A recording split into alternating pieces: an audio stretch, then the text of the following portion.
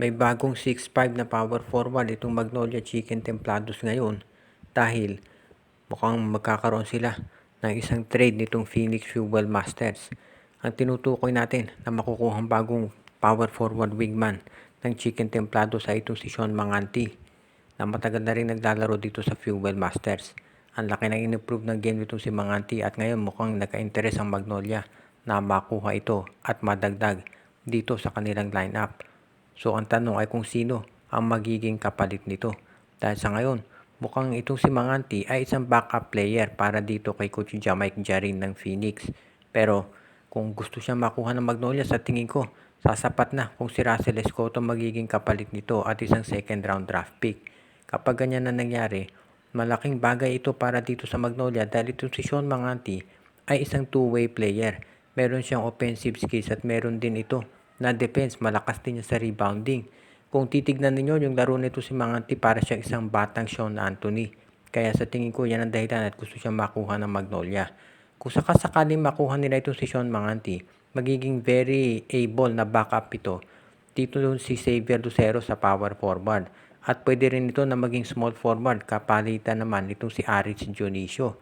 Kaya sa tingin ko, maganda talaga itong naisip ng Magnolia na subukan kunin itong si Sean Manganti. Kung sakasakali na makuha nga nila ang nasabing player, magkakaroon sila ng mas magandang tsansa na manatili dito pagdating sa kanilang pagpapalakas ng lineup. Kaya abangan na lang natin kung matutuloy ang trade. Hindi naman magiging problema yung kapalitan ng tao dito.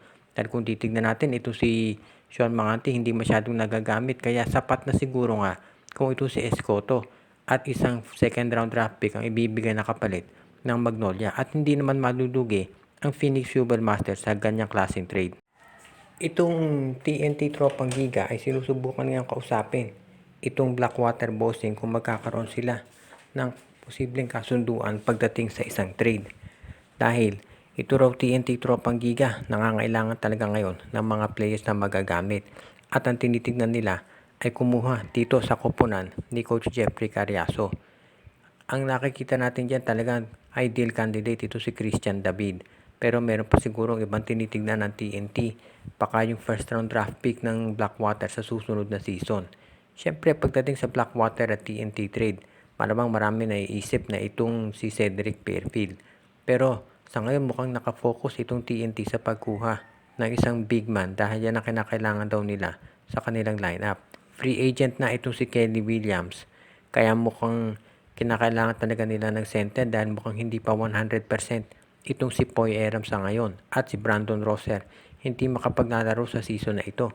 Hindi naman po pwede na magre-rely lang sila dito kay Henry Galinato dahil pati nga to si Jubel Ponferrada nasa Blackwater na. So tignan natin kung sino ang kukunin ng TNT. Malamang si Christian David, pero sino naman kaya ang maibibigay nilang kapalit?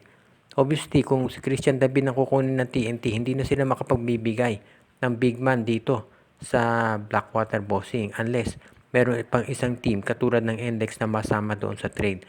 So ito nga abangan natin dito sa TNT. Ang maliwanag, hindi pa tapos ang TNT sa pagpapalakas ng kanilang koponan at gusto nilang siguraduhin na sa mga susunod na araw ay magkakaroon sila ng mga additional na mga firepower na may dadagdag dito.